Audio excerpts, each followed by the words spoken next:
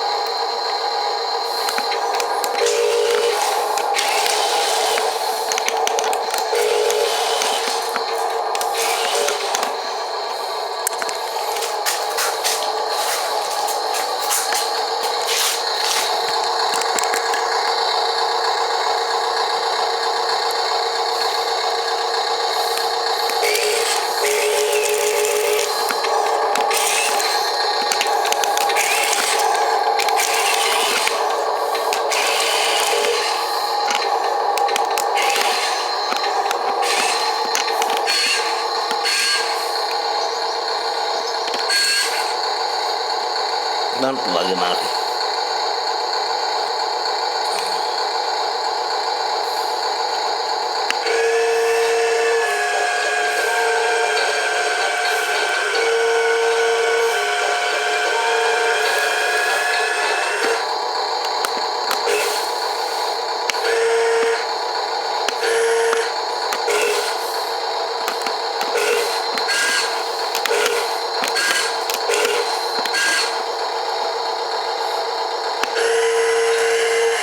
次はダンプカーを下げます。